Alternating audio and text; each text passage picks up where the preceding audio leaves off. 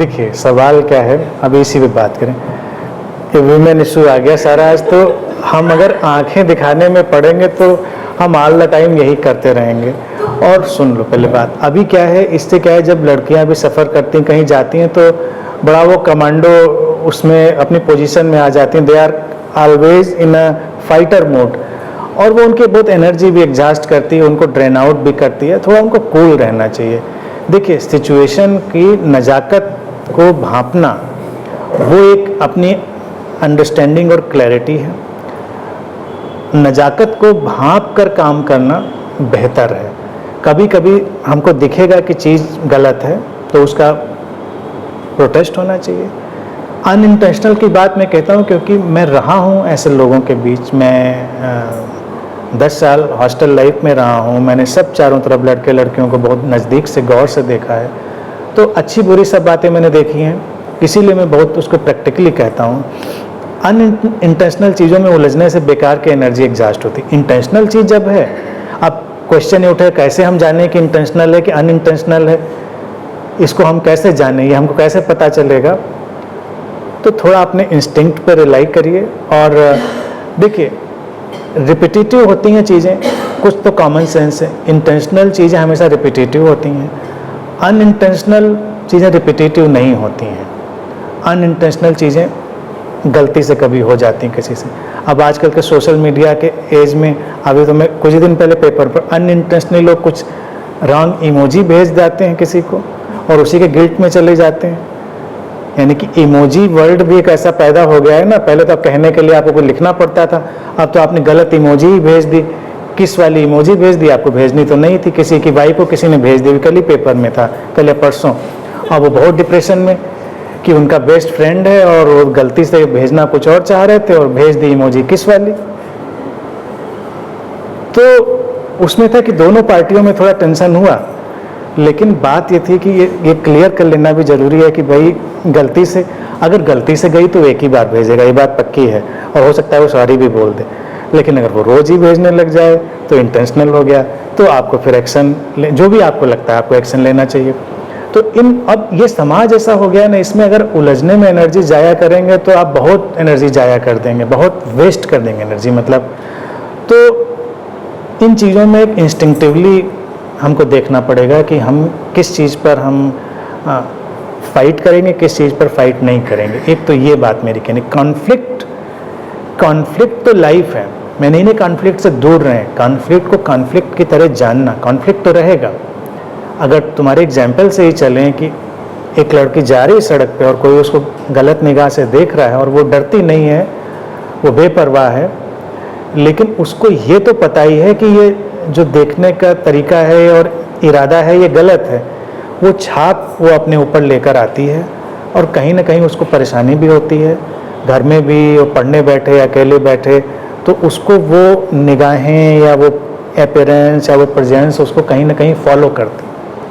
तो इसका देखिए एक पहलू ये है कि हमने इतनी भी इम्पोर्टेंस दे दी है कि हमने उस चीज़ को कैरी किया, अपने अंदर हमने उसको कैरी किया। ये कंडीशनिंग है। गलत तो तमाम चीज़ें गलत हैं, लेकिन हमको इन चीज़ों को कैरी करने की आदत डाली। कैरी करना ही रिश्ता बना देता है, उसको तुरंत हमसे रिलेट कर देता है। नहीं, रिश्ते फियर के, हेट के भी होते हैं, रिश्ते लव कंपैशन के भी होते हैं। किसी भी जो एनर्जी है उससे हमको उसके ऊपर फोकस डाल देना, हमको रिश्ता बना दे, रिलेट कर दिया उसको। हमने घर बैठकर भी अगर उस अजनबी आदमी के बारे में भी सोचा तो हम एक धागा तो अभी जोड़े हुए हैं ना, एक रिलेशन बना हुआ है, हमने रिलेशन को तोड़ा नहीं। इसी को मैं बॉडी सेंट्रिक चीज़ कहता हूँ। बॉडी सेंट्रिक क्या कि कई महिलाएं लड़कियां मुझको बताती हैं कि वो निगाह इतनी गंदी होती है, आई फील डर्टी एक्चुअली। मेरा कहना है कि ये भी कंडीशनिंग है। नथिंग इज डर्टी, ये उसकी प्रॉब्लम है। Why you feel dirty? आप जा रहे हैं, आपको तो तमाम चीज़ें ऐसी इन्वायरमेंट की टच कर रही होती हैं, चाहे वो किसी भी तरह की हो, एनर्जी के प्लेन पे, इमोशन के प्लेन पे या एक्चुअल प्लेन पर ही हम डर्टी फील नहीं करते, क्योंकि वहाँ पर हमारी कंडीशनिंग डर्टी की नहीं, वो डर्टी की कंडीशनिंग है। तुमको डर्टी लगा, वो डर्टी हो गया। कभी मान लीजिए कोई डॉगी आ रहा है, पूरा इरादा है उसको काटेगा आपको, लेकिन डॉग से उतनी परेशानी नहीं है आपको, आपको पता भी नहीं कि काटने वाला है कि नहीं काटने वाला है, तो आप आराम से चले जाते हैं, आप उससे उलझते नहीं हैं। लेकिन किसी भी डॉग को रात में बैठ कर कोई याद नहीं करता कि उस गेट से जा रही थी, सड़क से वो आया था, कैसा मुंह बनाया था उसने, कैसी आंखें थीं, दांत कैसे थे, और कल को निकलेंगे तो मिलेगा कि नहीं मिलेगा। और आप यकीन मानिए अगर इतना डॉग के लिए भी सोच लें तो आपको परसों मिलेगा, वो मिलेगा। और वो अपना काम करे, क्योंकि हमने रिश्ता पैदा कर लिया ना, हमने याद कर लिया इतना। यही तो इन्वोकेशन है, this is invocation, calling something, calling some energy. और लोग जो हैं they are not human individual, they are pocket of energy and thought.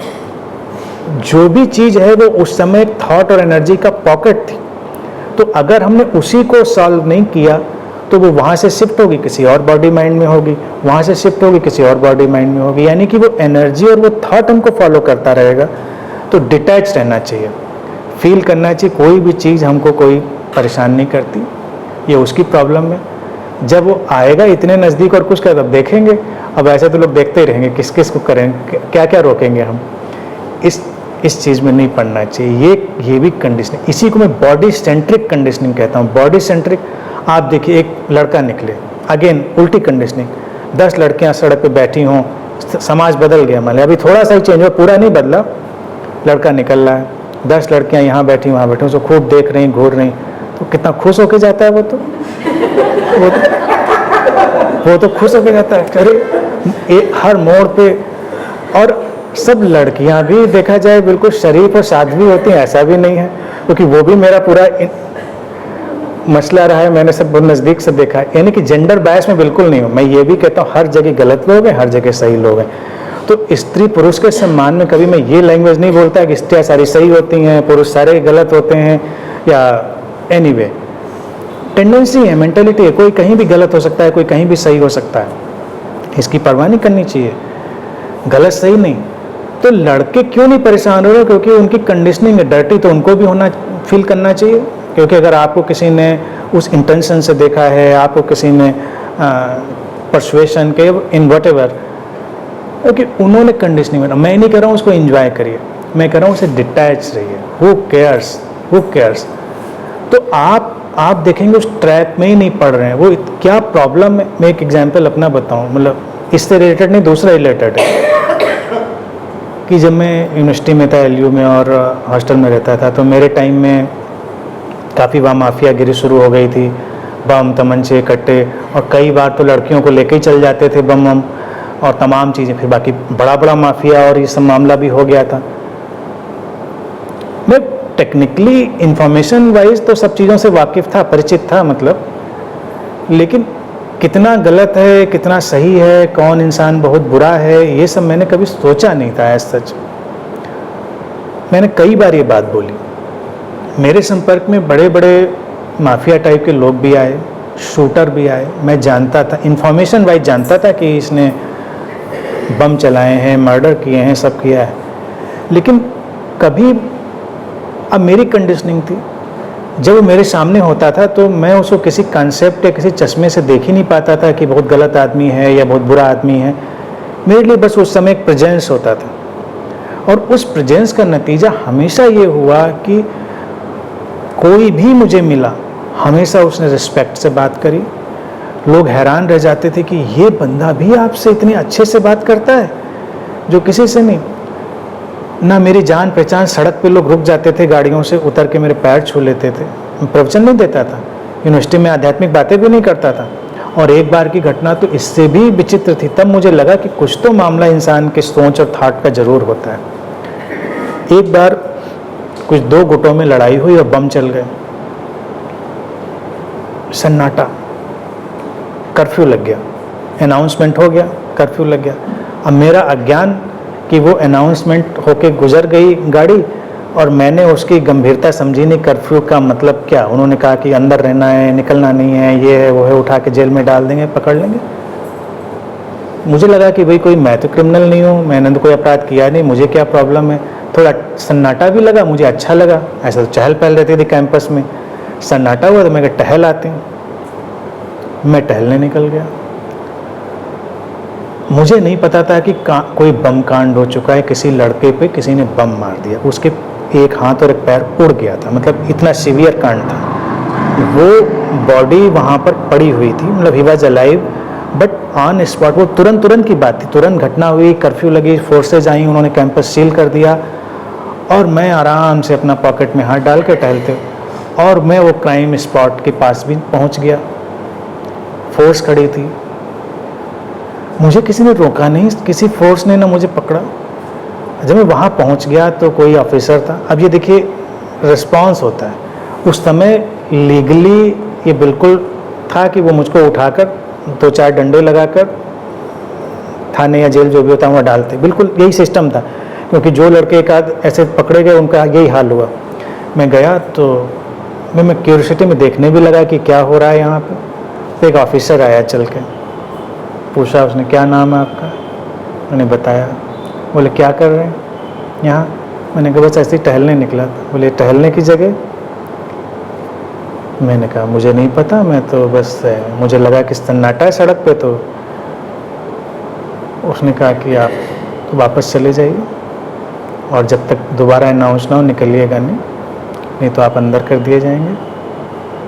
उसने कुछ नहीं कहा, मैं चुपचाप चला है। जब ये घटना मैंने अपने सीनियर्स उन लोगों को बताई, उसने कहा मतलब ये आपके साथ हो गया, नहीं तो उस सिनेरियो में तो सस्पेशन के आधार पर ही, क्योंकि आप क्राइम स्पॉट पर जाके पहुंचे हैं, आपकी तो अच्छी खासी पिटाई होके आपको अंदर किया गया होता, but it never happened actually. और ये एक बार नहीं, ये तमामों बार ऐसी घटनाएं हुई, क्योंकि उस कंडीशनिंग से कहीं ना कहीं से मेरा माइंड फ्री था। तो क्रिमिनल्स को भी मैंने देखा, they are not as criminal जैसा हम उनको क्रिमिनल समझते हैं, ऐसे क्रिमिनल नहीं होते हैं। क्योंकि कई लोगों से मेरा ऐसा इंटरेक्शन रहा और वो उस समय बिल्कुल अलग दुनिया में चले जाते हैं। तो इसलिए ये जो लड़कियों के अंदर फियर डाला गया है और ये जो निगाहों का पीछा करना, क्योंकि आपने उसको कैच कर लिया ना, तो अगर मान लीजिए मैं गया भी होता, एग्जाम्पल में थॉट का इसलिए बता रहा हूँ, मैं इतना घबराया हुआ, इतना डरा हुआ होता, तो मेरे डर ने ही मुझको कहीं ना कहीं से फंसा दिया होता। डर का कहीं दूर दराज तक मेरे माइंड में वही नहीं था। तो इसलिए इन जो एटीट्यूड है कंडीशनिंग के, इनसे हटना चाहिए, विवेकवान बनना चाहिए। मैं ब्लाइंड होने को नहीं कह रहा हूँ, विवेकवान होइए, अपने राइट्स जानिए, अपनी चीज़ें जानिए और लोगों पे इतना डाउट मत करिए। दुनिया देखिए बहुत अच्छी है, चंद लोग कहीं गिने चुने बुरे होते हैं। World is really very beautiful. हमने कुछ ऐसा बना दिया, अगर कोई फेमिनिस्ट हो जाए तब तो हद ही हो जाती, फिर तो कोई भी पुरुष है वो तो दुष्टी होना चाहिए। सब अच्छे हैं बुरे हैं। और अगर आप डेटा उठा के देखिए, महिलाओं पे होने वाले जितने भी क्राइम हैं उसमें 50% महिलाएं शामिल होती।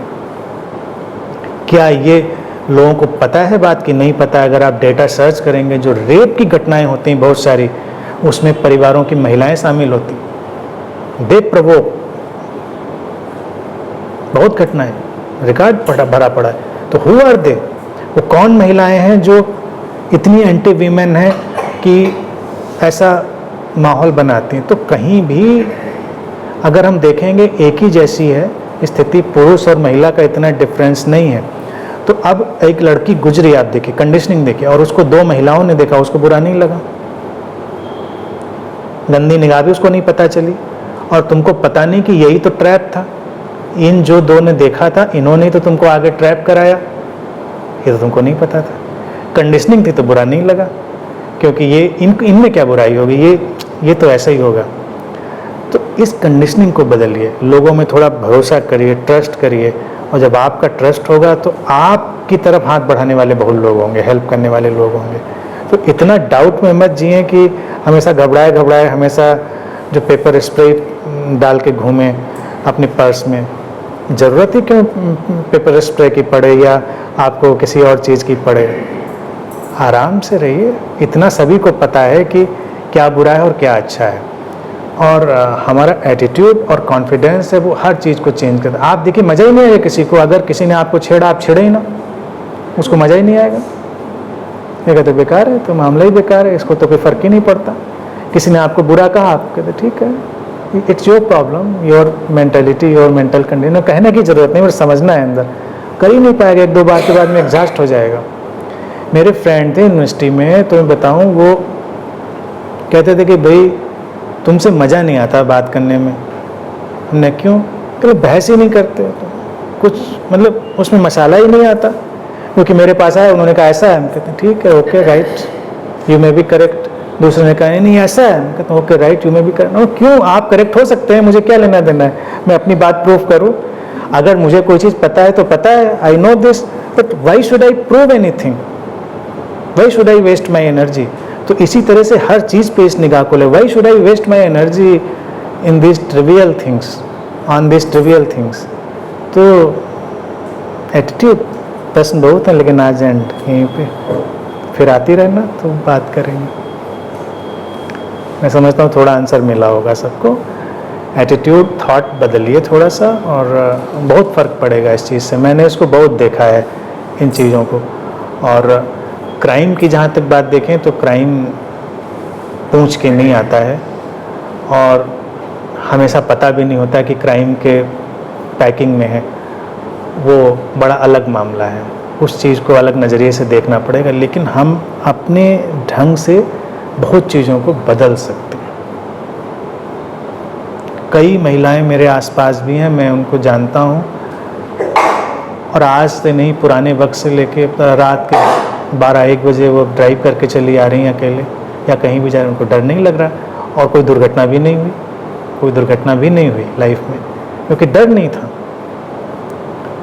तो डर सबसे खतरनाक चीज़ है, और किसी को पीछे याद करना वो और ख़तरनाक चीज़ है। किसी को भी इतना याद नहीं करिए। अच्छी बातें याद करने के लिए बहुत सारी हैं, तो अच्छी बातों को याद करिए, बुरी बातों को क्यों याद करिए। ठीक है, आज के लिए इतनी।